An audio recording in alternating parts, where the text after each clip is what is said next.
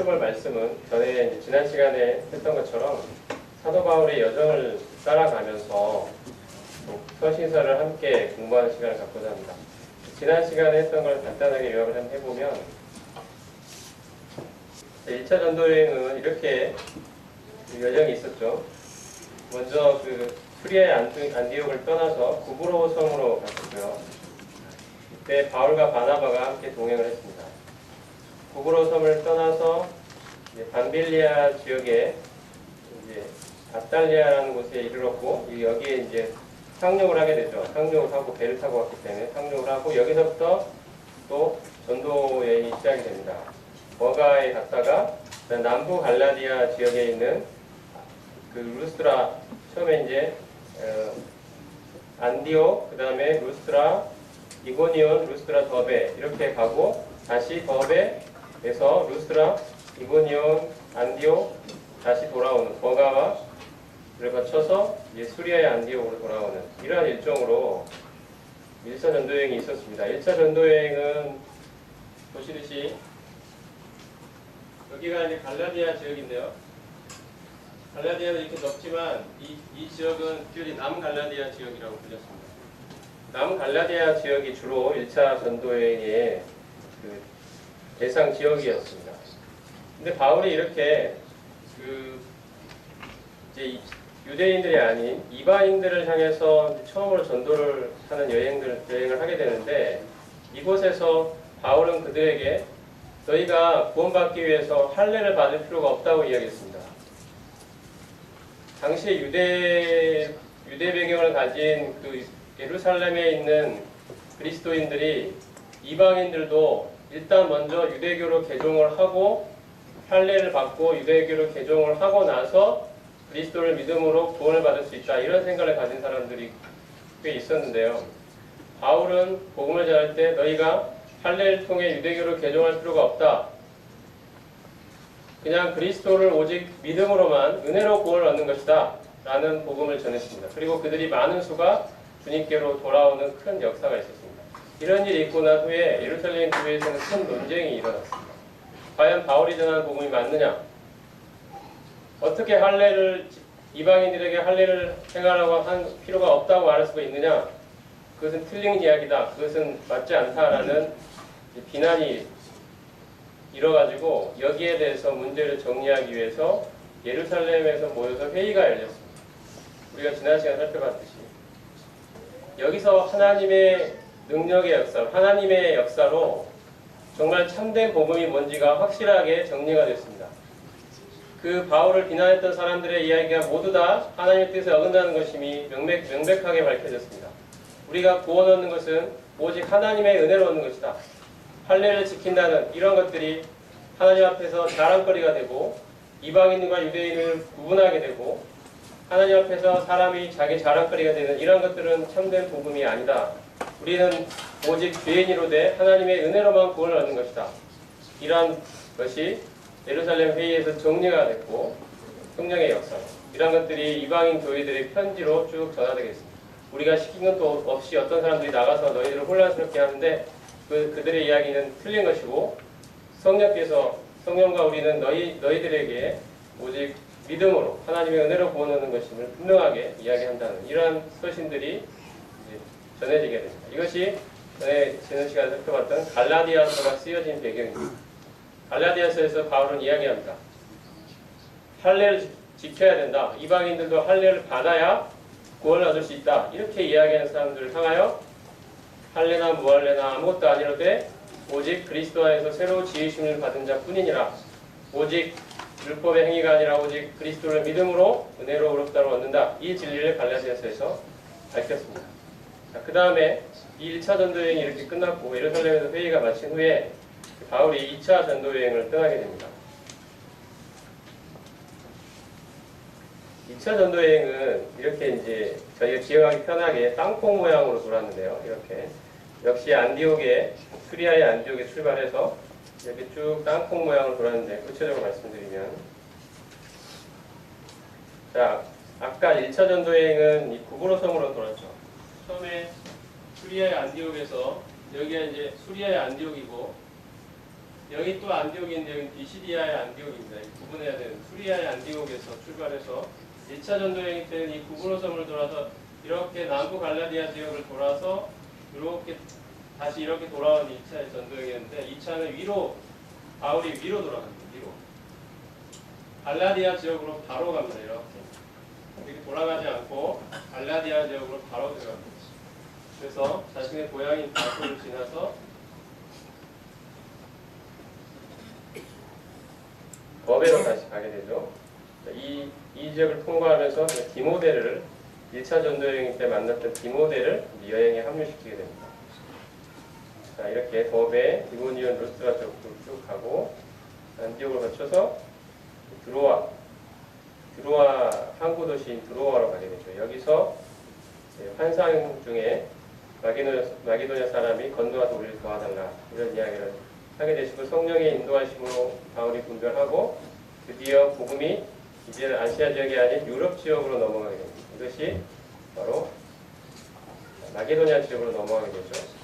처음 시성이 네아폴리에 이르고 그 다음에 빌립보, 그 다음에 데살로니가, 베리아를 거쳐서 자, 당시 그리스 쪽에 가장 유명한 도시였던 아테네에 이르게 됩니다.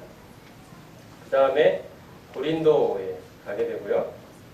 그 다음에 고린도에서 에베소로 오게 됩니다. 에베소로 오고 그 다음에 다시 가이사랴 지역에 상륙을 한 후에 예루살렘을 거쳐서 다시 수리아의 안디옥으로 돌아오는 이런 일정이 2차 선교여행의 일정이 되겠습니다. 2차 전도여행 때 일어났던 일을 사도행전을 통해서 저희가 시간이 되면 자세히 살펴보면 좋은데 제가 요약을 좀 해서 말씀드리겠습니다. 2차 전도여행은 바울과 바나바가 시작하기 전에 결별을 하게 되죠. 요한 마가를 데리고 가는 문제로 갈라서게 됩니다. 이때 바울은 신라를 택하게 됩니다. 그 다음에 아까 말씀드린 것처럼 그 위쪽으로 돌아서 갈라디아 지역으로 바로 들어가게 되는데 이때 루스드라 지역을 통과하게 되고 디모데를 여행에 합류시키게 됩니다. 그리고 바울은 아시아의 중심지인 에베소로 가고자 했는데 성령께서 막으셨고요.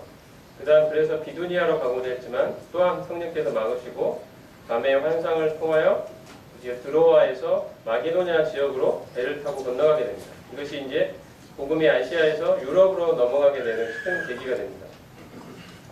이 드로아에서 사도행전의 기록자인 누가가 드로아에서 합류하게 되고 그 다음에 마게도냐 지역에 건너갔을 때 빌립보에서는 자주장사 루디아 우리가 잘 알듯이 기도처를 찾고 거기서 루디아를 만나게 되고 복음을 증거하여서 하나님의 은혜로 루디아가 믿게 됩니다. 그 다음에 간수의 가족, 점치는 요종 등을 중심으로 교회가 드디어 생기게 됩니다. 빌립보 교회의 형성입니다. 그 다음에 데살로니가에 가는데 회당에서 그리스도를 전하고 유대인들이 소동을 일으켰다라고 사도행전에 기록이 되어 있습니다. 베레아로 넘어가게 되는데 역시 유대인들의 회당에서 전도하고 데살로니가에 있는 유대인들이 베레아에까지 와서 소동을 일으켜가지고 바울이 신라와 디모데는 남겨놓고 본인만 아덴으로 이동하게 됩니다. 그리고 아덴에서는 바울이 하나님의 창조 되심을 증거했고 예수님과 몸의 부활을 전하자 헬라인들이 비웃었다 이렇게 기록이 됩니다. 그 다음에 아덴을 떠나 고린도에 이르게 되고 여기에 1년 6개월 유하게 되는데 여기서 브리스길라와 아굴라라는 동역자를 만나게 됩니다. 브리스길라는 자매고 아굴라는 형제죠. 이 부부를 만나게 되는데 같이 천막 만드는 일을 했다 이렇게 기록이 되어 있습니다. 하나님께서는 이 성 중에 내 백성이 많다라는 말씀을 바울에게 주십니다.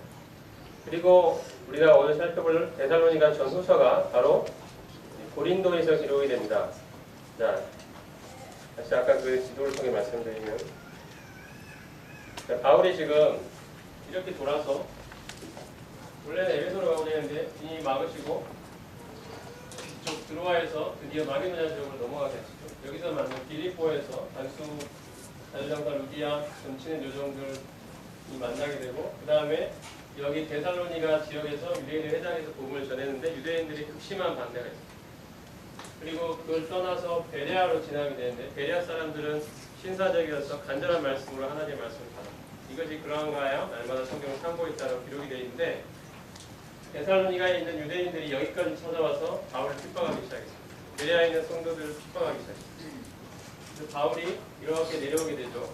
아덴으로 내려올 때 디모데하고 신라를 여기에 남겨놓고 내려오게 됩니다. 이 데살로니가 지역에다가 남겨놓고, 데살로니가 지역에 극심한 핍박이 있었기 때문에 이들을 남겨놓고 성도들을 보호하기 위해서 남겨놓고 본인만 아덴으로 와서 아덴에서 당시 그 헬라 철학의 본거지였던 아덴에서 사람들에게 하나님을 증거하다가 고린도로 와서 1년 6개월을 유하게 되는데, 이때 데살로니가에 남겨뒀던 바울과 신라가 디모데와 신라가 이렇게 내려와서 고린도에서 바울과 합류하게 됩니다. 데살로니가 성도들의 소식을 와서 전해주게 됩니다.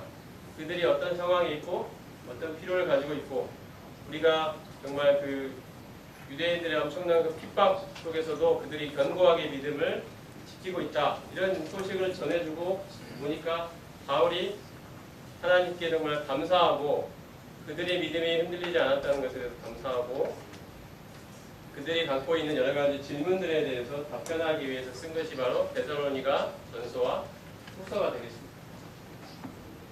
데살로니가 전서 후서는 바로 이러한 바울의 2차 전도 여행의 과정 가운데 바울이 고린도에서 머무는 1년 6개월의 기간 동안 먼저 데살로니가 전서가 기록되고, 몇 달 후에 데살로니가 후서가 기록하게 되고, 그러고 난 후에 바울은 에베소로 이동을 하게 되죠.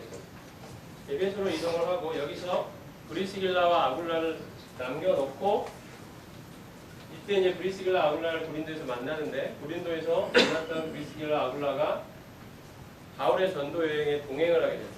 자기의 그 생업을 여기서 하다가 바울을 만나서 전도를 받고, 그 바울의 사역에 함께 동역하기 위해서 에베소로 가게 됩니다. 그리고 바울은 여기서 이렇게 돌아오지만 브리스길라 아굴라는 에베소에 남아서 아볼로라는 사람을 만나게 됩니다. 아볼로는 구약 성경에 아주 능통한 사람이었는데, 부족한 것이 그리스도에 대한 것들이 부족했기 때문에 브리스길라 아볼로가 여기서 아볼로에게 그리스도를 증거하게 되고, 아볼로가 겸손하게 배우고 드디어 그리스도를 믿고 성경에 능통한 그 재능과 은사 때문에 바울이 고린도에 있는 성도들을 가서 도와달라는 요청을 하게 됩니다. 그래서 아볼로가 주변의 형제들이 이걸 요청하게 되죠. 그래서 아볼로가 에베소에서 고린도로 가서 고린도 성도들을 돕는 일을 하게 됩니다. 이것이 이제 우리가 지난 수요일날 고린도전서 1장을 했는데, 아볼로에 관한 이름이 언급되는 이유가 나는 심었고 아볼로는 물을 주었다라고 바울이 했던 이유가 바로 이 바울이 개척했던 고린도 교회가 굳이 아볼로가 성경에 능통한 이 아볼로가 와서 그들을 체계적으로 말씀을 양육하는 일을 했기 때문에 바울은 심었고 아볼로는 물을 주었다. 하지만 하나님이 자라나게 하신 분은 하나님이다 라는 이야기를 하게 된 배경입니다. 어쨌든 이렇게 해서 바울은 돌아오게 되고, 여기에 이제 브리스길라 아굴라가 남게 됐다, 이런 말씀드리겠습니다. 자, 이제 오늘 우리가 살펴보고자 하는 데살로니가 전서를 펴주시기 바랍니다.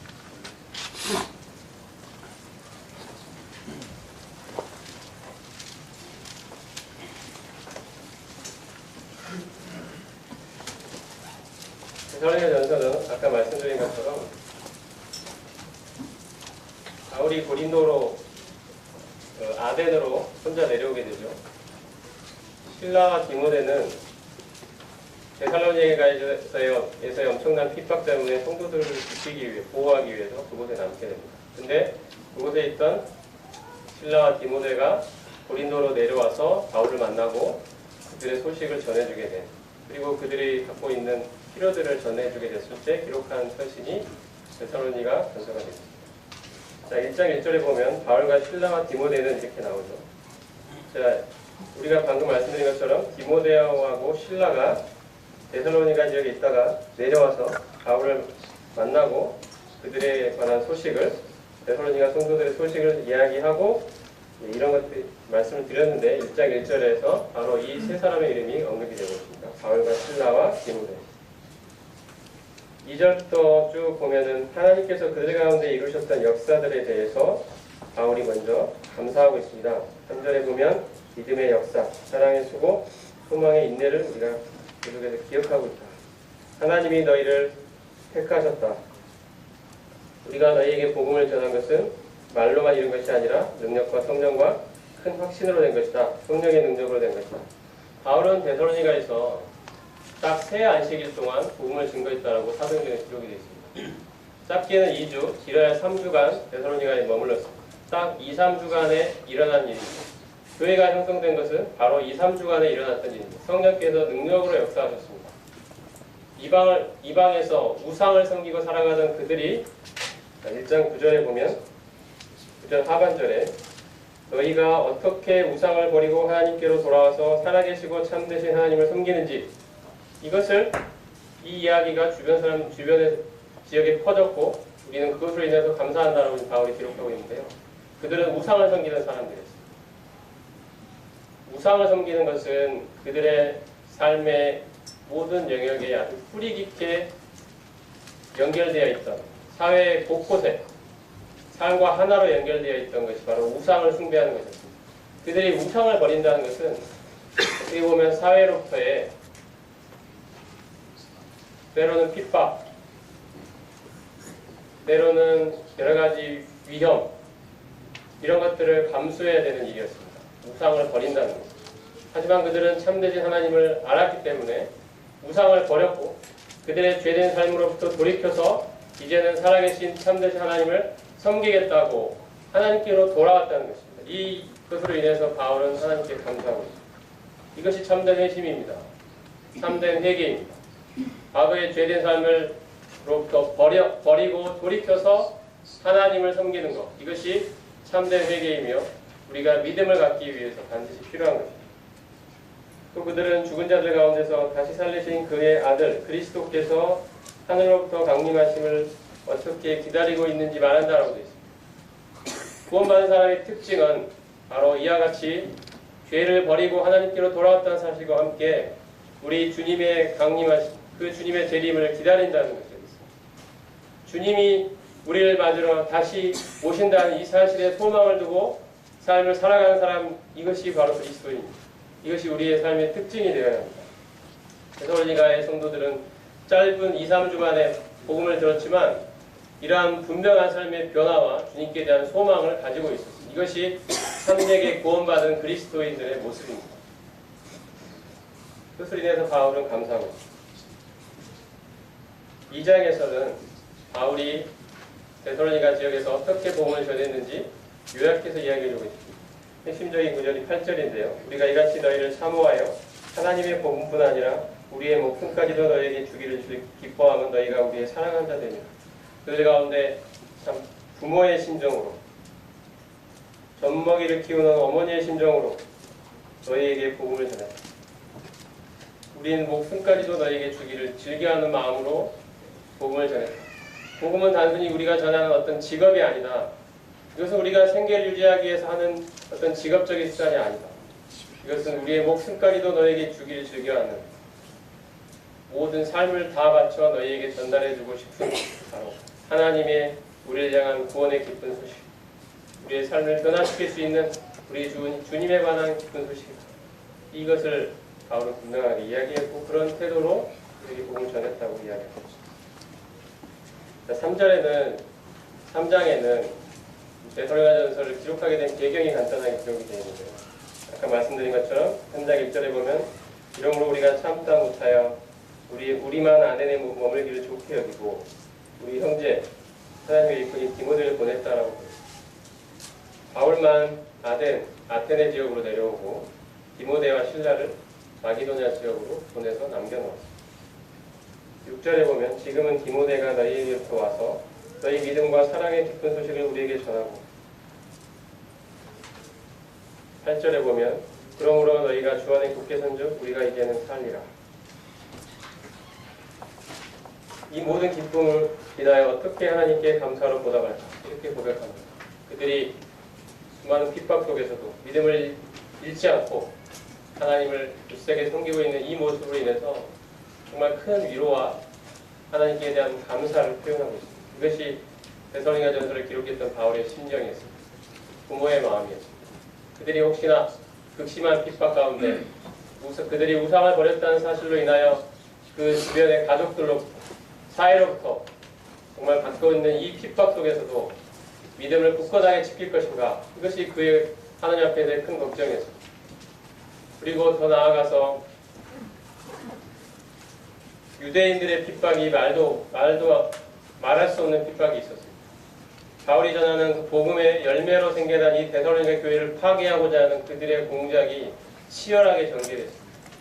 정말 감당할 수 없는 핍박들이 있었습니다. 교리적으로 그들에게 공격해왔고, 아직 이제 갓 태어난 이 신생 교회에 아직 말씀이 체계적으로 그렇게까지 전달되어 있지 않은 곳에 성경을 조금 안다는 사람들이 와가지고 그들의 믿음의 기초를 완전히 흔들어 놓고자 했던 것입니다. 너희가 할례를 받지 않고 어떻게 구원을 받을 수 있느냐? 그것은 틀린 이야기다. 구약을 읽어봐라. 할례 받지 않은 일이 어디에 있는지. 이런 이야기들을 하기 시작했을 때 이 성도들의 믿음은 흔들리는 것입니다. 이와 같은 안팎으로부터의 엄청난 핍박과 교리적인 어떤 혼란, 이런 것들 속에서 바울이 디모데를 보내서 그들을 안전시키고 위로하고 믿음을 격려하고, 이런 것들 소식이 그들에게 다시 바울에게 전달됐을 때 바울은 하나님께 감사하지 않을 수 없습니다. 그리고 4장에는 그들을 위한 실제적인 어떤 권면들이 있습니다. 4장 3절에 그들이 거룩하게 살도록 권면합니다. 4장 9절에는 형제 사랑에 대해서 권면합니다. 그리고 4장에 보면 우리가 잘 아는 4장 13절 이하에 18절까지 휴거에 관한 이야기가 나옵니다. 휴거. 데살로니가 성도들에게 어떤 질문이 있었냐면, 그 주님의 다시 오심을 그토록 간절히 소망하며 살았습니다. 주님이 오셔서 우리를 맞아주실 그날이 우리에게 곧 다가올 거라는 믿음으로 살았는데, 어느 날 그들의 사랑하는 성도 중에 어떤 사람이 먼저 주님께로 간 것입니다. 이 사람은 도대체 어떻게 되는가? 이 사람은 휴거를 놓친 게 아닌가? 이 사람은 휴거가 안 되는 게 아닌가라는 그런 질문이 생겼던 것입니다. 우리의 소망이 바로 이 휴거이고 주님의 다시 오심인데 이것을 이 사람들이 놓쳐버린 게 아닌가? 라는 그런 마음속에 질문이 생겼습니다. 여기에 대해서 지금 바울이 답변을 드리고 있습니다. 주 안에서 죽은 자는 어떻게 되느냐는 14절에 이렇게 이야기합니다. 우리가 예수께서 죽으셨다가 다시 살아나심을 믿을진데 이와 같이 예수 안에서 자는 자들도 하나님이 그와 함께 데리고 오시리라. 그들은 휴거를 놓친 게 아니라는 것입니다. 하나님이 그들을 다시 살리셔서 다시 데리고 오신다라고 이야기합니다. 15절에 보면 오히려 우리 살아남은 자가 그들보다 앞서지 못할 것이다. 그들이 먼저 일어날 것이다. 이렇게 이야기하면서 우리가 잘 아는 유명한 말씀입니다. 16, 17절 같이 한번 읽어보겠습니다. 시작.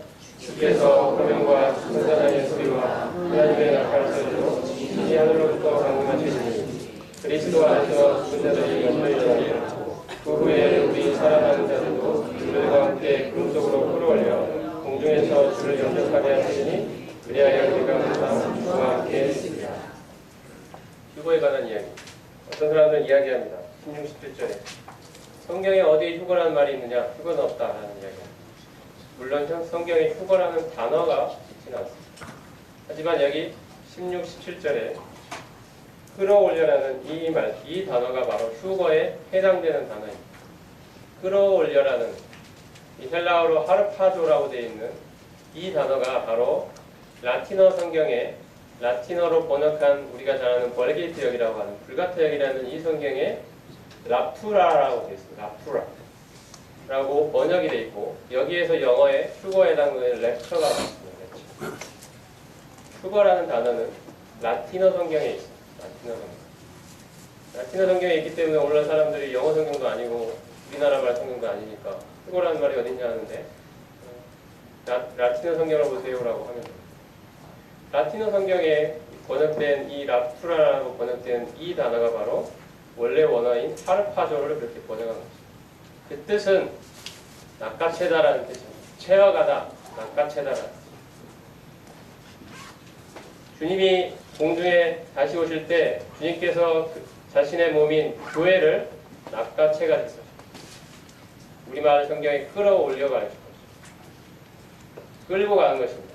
순식간에 이 하르파조라는 단어는 저항할 수 없는 어떤 힘으로 강력하게 끌어가다라는 의미를 가지고 있습니다. 채가는 것입니다. 밑에 땅 위에 있는 사람들을 강력한 힘으로 순식간에 채어가는 일을 하르파조라는 단어가 표현하고 있습니다. 그것이 오늘날 우리가 말하는 휴거입니다. 그러면 휴거는 성경에 근거를 두고 있는 것입니다. 성경에 없는 이야기가 아닙니다. 바로 이 구절 4장 16절 17절에 근거를 두고 있는 말씀입니다. 4장 16절에 보면 하나님의 나팔이라는 말이 나옵니다. 하나님의 나팔. 우리가 고린도전서 15장 51절에 보면 마지막 나팔이라는 말이 나오는데 이 하나님의 나팔, 마지막 나팔이 동일한 나팔입니다. 하나님의 마지막 나팔이 울릴 때 우리는 다시 살아납니다. 고린도전서 15장에 보면 우리가 부활할 거라고 말씀하고 있습니다. 이 마지막 나팔에 우리가 호련히 변화하리니 호련히 갑작스럽게 눈 깜짝할 사이에 문자 그대로 호련이라는 뜻은 눈 깜짝할 사이입니다. 문자 그대로 그 뜻입니다. 눈 깜짝할 사이에 우리가 변화될 겁니다. 부활한다는 것입니다. 죄의 존재 자체로부터 자유롭게 되는 구원의 완성, 영화의 경험입니다. 빌립보서 3장 21절에는 우리의 낮은 몸을 자기의 영광의 몸의 형체와 같이 변하게 하신다라고 말씀하고 있습니다. 이것이 우리가 그토록 사모하는 영화의 경험입니다. 우리가 지금 이 땅에 살아가면서 이 죄 때문에 겪어야 되는 수많은 고통, 고민, 탄식과 신음 속에서 완전히 벗어나는 그날입니다. 죄의 존재 자체가 우리에게서 완전히 사라지는 구원의 완성을 경험하게 되는 우리가 그토록 소망하는 그 경험이 바로 이 휴거와 함께 일어나게 됩니다. 주님의 아름다운 몸과 같이 영화롭게 변화되는 영화의 경험을 하게 됩니다. 이것이 성도들이 그토록 지금까지 주님 안에 있는 성도들이 그토록 소망하며 자기의 삶을 소망하며 살았던 눈을 감는 그날까지 그날을 소망하며 살았던 바로 주님의 다시 오심 그리고 영화이며 휴거인 것입니다. 그래서 호령과 이 호령은 권위 있는 명령의 외침이라고 되어 있습니다. 17절에 끌어올려라는 말씀을 방금 좀 전에 드렸습니다. 이것은 수동태입니다. 끌어올려줘. 이것은 하나님이 행하시는 일입니다. 그리고 직설법으로 되어 있습니다. 실제 일어나는 확실한 사건임을 보여줍니다. 어떤 사람이 지어낸 이야기가 아니고 혹은 상황과 환경에 따라 불확실하게 유동적인 어떤 일이 아니라 분명하게 일어나는 확실한 사건이다. 이 사실을 분명하게 보여줍니다.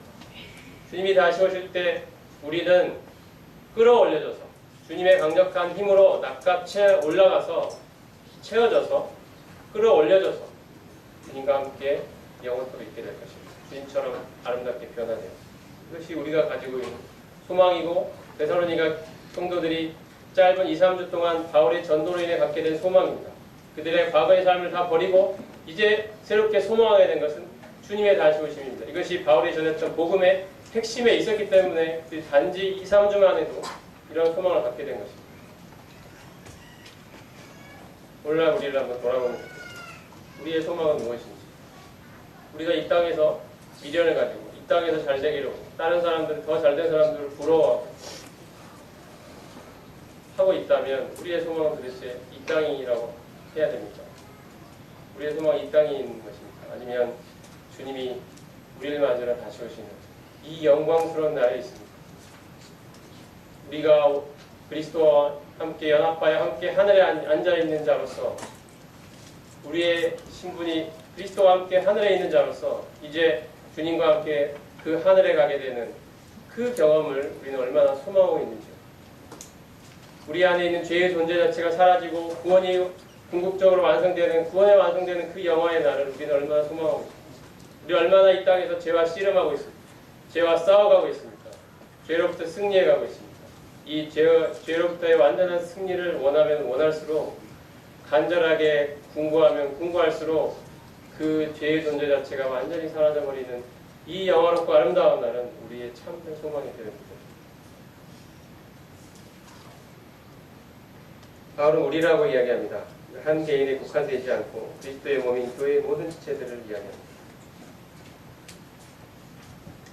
이것이 4장 17절에서 보여주고 있는 휴거에 대한 소망입니다. 18절에 그래서 그러므로 이러한 말로 서로 위로하라고 이야기합니다. 주님을 믿다가 먼저 죽은 사랑하는 성도들, 그들을 우리는 다시 살아난 몸으로 다시 만나게 합니다. 소망 없는 다른 이들처럼 슬퍼하지 말고 서로 위로하자고 합니다. 이게 우리의 위로입니다. 우리 장례식장에 가면 성도들의 장례식장은 잠깐 헤어지기 때문에 슬픔이 물론 있지만 세상 사람들처럼 소망 없는 슬픔은 아닙니다. 그것은 잠깐 오면 주님이 다시 오시면 그들이 먼저 일어나고 그들이 먼저 부활하고 영광스러운 몸을 입게 되고 우리가 그들과 같이 변화되고 우리도 부활하여 주님과 아름다운 모습으로 변화되고 그들을 다시 만나게 되는 것입니다.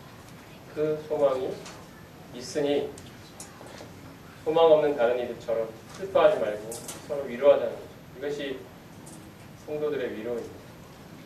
그들이 주님의 재림에 모든 것을 걸었기 때문에 그래서 먼저 죽은 자들이 어떻게 되느냐가 그들은 단순히 지적인 호기심이 아니라 그들의 삶이 걸려있는 문제였어요. 주님의 다시 오심에 모든 삶을 걸었기 때문에 이것은 그들의 치열하게 정말 답을 얻고자 했던 간절한 질문이었어요. 어떻게 되느냐? 우리의 삶이 여기에, 우리의 소망이, 우리의 유일한 소망이 여기에 있는데 어떻게 되느냐?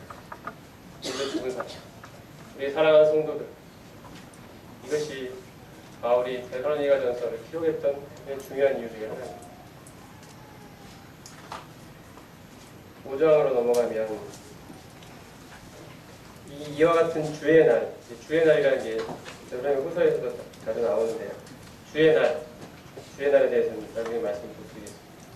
이 주의 날이 우리에게는 밤의 도둑처럼 임하지 않을 것이다. 우리는 빛에 속한 자들이다. 그리고 우리는 5장 9절에 있듯이 하나님 우리를 세우심은 노하심에 이르게 하심이 아니요 오직 우리 주 예수 그리스도로 말미암아 구원을 받게 하십니다. 여기서 구원은 진노로부터의 구원입니다. 주의 날에 임하게 될 하나님의 엄청난 진노로부터 우리는 구원을 받게 될 것이다. 이것이 우리가 소망하는 휴거가 아니겠습니까? 이 땅에 임하는 하나님의 이 불의한 자들에 대한 이 심판의 이 진노로부터 우리는 구원 얻을 것이다. 주의 날은 우리에게 밤의 도둑처럼 임하지 않을 것이다. 우리는 빛에 속한 자들이다. 하나님이 우리를 진노로부터 우리를 구원해 건져내실 것이다. 그러니 수고를 하자. 위로하자는 것입니다. 그리고 이 땅을 거룩하게 살아가자는 것입니다. 우리는 세상에 속한 자들이 아닙니다. 우리는 우상을 버린 자들이 아닙니다. 우리는 세상에 속한 삶의 방식을 버린 자들이 아니다. 이 땅에 미래를 두고 있는 자들이 아니지 않느냐. 우리의 소망은, 우리의 희망은, 우리가 우리의 본향인 하늘에 있는 자들이 아니다. 주님이 거기로부터 우리를 맞으러 다시 오실 것이다. 이것이 데살로니가를 통해서 바울이 극심한 핍박 속에 있던 자들에게, 그 데살로니가의 성도들에게 간절하게 던져주고 싶었던 위로의 희망의 메시지입니다. 이것이 오늘날 우리에게도 희망으로 다가오게 됩니다. 소망이 되기를 원합니다. 이 땅에서 우리가 주님으로 인해 어려움을 겪고 있다면 이것이 우리에게 큰 소망이 되어줍니다. 23절 24절에 보면 평강의 하나님이 친히 너희를 온전하게 거룩하게 하시고 또 너희의 온 영과 혼과 몸이 우리 주 예수 그리스도께서 강림하실 때 흐뭇게 보존되기를 원하노라. 너희를 부르신 이쁘시니 그가 또한 예수시오. 이것은 바울이 가지고 있는, 하나님께서 가지고 있는 긍정적인, 그들을 향한 긍정적인 시선입니다. 그들이 많은 연약이 있습니다. 단지 2, 3주밖에 복음을 전하지 못했습니다. 많은 필요를 가지고 있습니다. 그들에게는 연약함이 물론 있습니다. 많은 교리적 혼란도 있습니다. 하지만 바울이 가졌던 긍정적인 희망입니다. 주님 안에서의 긍정적인 시각입니다. 하나님이 미쁘시니 그가 이루시리라. 여기서 이 말씀은 원어를 보면 그분 자신이라는 말이 문장의 맨 앞에 나와 있습니다. 이것을 강조하기 위해서 맨 앞에 나와 있는 겁니다. 평강의 하나님, 그분 자신께서 친히 너희를 온전히 거룩하게 하시고 흠없게 보존하실 것이다라는 것입니다. 그분 자신이, 이것이 강조되어 있습니다. 이것은 우리의 어떠함에 달려있지 않다는 것입니다. 이것은 우리를 부르신 그분 자신에게 달려있다는 것입니다. 그분이 하신다는 것입니다. 그 신실하신 분이 하신다는 것입니다. 그분 자신께서 하신다는 것입니다. 우리가 우리 스스로를 바라보는 시선, 우리 주변의 성도들을 바라보는 시선도 이래야 된다고 생각합니다. 우리에겐 많은 연약이 있고 성도 간에도 많은 갈등이 있을 수도 있습니다. 여러 가지 다른 사회적 배경, 교육적 배경, 자라온 집안 배경, 혹은 모임 생활이 서로 여러 곳에서 했기 때문에 교회적인 배경들도 다 다른 사람들이 모여 있습니다. 이 안에서 많은 갈등이 있을 수도 있습니다. 우리 간에 나눔이 있을 수도 있습니다. 연약함이 있을 수 있습니다. 하지만 우리가 계속해서 붙들어야 될 하나님이 우리에게 주신 희망은 하나님이 하신다는 거죠. 하나님 그분 자신께서 우리의 어떠함에 달려있지 않고 하나님이 하십니다. 하나님은 미쁘신 분입니다. 그가 반드시 이루실 것입니다. 이것이 바울이 그들에게 가졌던 시각이며 우리 스스로 우리를 향해서 이렇게 가져야 될 시각이라고 생각합니다. 온 영과 혼과 몸을 이야기하는 것은 전인격적인 거룩함과 온전함을 이야기하는 것입니다. 온전이라는 말은 부족한 부분이 없다는 뜻입니다. 하나님의 거룩하게 하는 능력이 인격의 일부가 아니라 모든 영역에 전인격적으로 강력하게 역사하시도록 기도했습니다. 온전히 거룩하게 하시고 흠없게 보존되기를 원합니다. 이것이 바울이 기도했던 수준입니다. 단지 지옥 불구덩이에서 건진받아서 이 땅에서는 세상 사람들과 별로 차이가 없는 인생을 힘없이 살아가다가 주님 다시 오실 때 하늘나라 가는 그런 부르심으로 우리를 부른 게 아니라는 것입니다. 하나님의 부르심은 바로 온전히 우리를 세상으로부터 거룩하게 구별해내시고 우리의 온 영과 혼과 몸이 전인격적으로 하나님을 닮은 전인격적인 변화를 경험하게 되는, 그리하여 우리를 통하여 하나님의 어떠함이 나타나는 그러한 영광스러운 부르심으로 우리를 불렀다는 것입니다. 이 일을 하나님이 하신다는 것입니다. 하나님 그분 자신께서 주님이 다시 오신 날까지 하나님이 열심으로 이루어 가신다는 것입니다. 그럼 우리는 우리 스스로를 향하여 포기하지 말아야 됩니다. 주저앉지 말아야 됩니다. 이것은 하나님이 하시는 일입니다. 구원도 하나님이 시작하셨고 하나님이 이루어 가시며 하나님이 종래 완성하실 하나님의 일입니다. 우리의 어떠함으로 주저앉아서는 안 됩니다. 하나님이 결코 포기하지 않으십니다. 그분 자신이 미쁘시다고 말씀하십니다. 자신의 약속을 반드시 이루실 것입니다. 너희 안에 착한 일을 시작하신 이가 그리스도 예수의 날까지 이루실 줄 우리가 확신하노라. 이것이 바울이 가졌던 소망, 믿음입니다. 확신입니다. 우리 스스로를 향하여 분명히 가져야 될 동일한 믿음이라고 생각합니다. 데살로니가 후서 간단하게 넘어간 것 같습니다. 데살로니가 후서를 기록하는 데살로니가 전서가 기록되고 몇 달 후입니다. 세 가지 필요를 위해서 기록을 합니다. 첫째는 계속해서 점증되는, 점점 더 강도가 강해지는 핍박 가운데 그들을 위로하기 위함. 이것이 1장에서 잘 나타납니다. 하나님이 그 핍박하고 있는 그리스도의 복음에 반대하고 있는 자들을 하나님이 공의롭게 심판하실 것이다. 그리고 우리를 위하여 다시 주님을 보내주실 것이다. 그러니 핍박 가운데서 위로를 받자는 것입니다. 하나님의 공의로운 심판이 그들에게 내릴 것이다. 그리고 하나님이 이 가운데 우리를 건져내실 것이다. 이것이 바울이 1장에서 전달해주고자 했던 핵심 메시지입니다. 그리고 또 하나의 또 바울 기록했던 이유 중에, 세 가지 이유 중에 두 번째 것은 교회 내에 말썽을 부리는 형제들이 있었어요. 돌아다니면서 일을 만들어내고 교회의 연합, 하나됨과 연합과 덕을 위해서 일하는 게, 움직이는 게 아니라 자기 자신을 위해서 일하고 교회 내 다른 성도들에게 말썽을 일으키고 또 교회에 정작 필요한 일은 하지 않고 불필요한 일들을 만들어내는 그러한 정도 없고 삶이 훈련되지 않은 그런 사람들이 형제들 사이에 있었다는 거죠. 그들을 교정하기 위해서 바울이 3장에 이런 이야기가 나타나 있습니다. 그들에게서 바울은 떠나라고 이야기합니다. 떠나라. 분리되라는, 그들로부터 영향을 받지 말아라. 오히려 그들을 부끄럽게 해라. 하지만 원수처럼 하지는 말고 형제처럼 권면하라고 해요.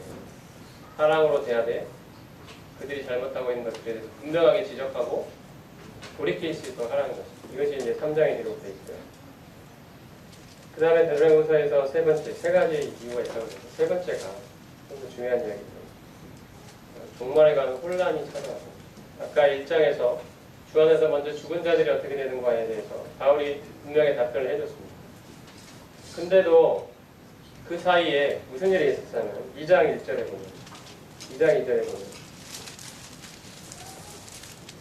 우리 주 예수 그리스도의 강림하심과 우리가 그 앞에 모임에 관하여 영으로나 또는 말로나 또는 우리에게서 받았다는 편지로나 주의 날에 이르렀다고 해서 쉽게 마음이 흔들리거나 두려워하거나 하지 말아야 한다는 것이다. 이것이 바울이 데살로니가서를 기록한 중요한 이유입니다.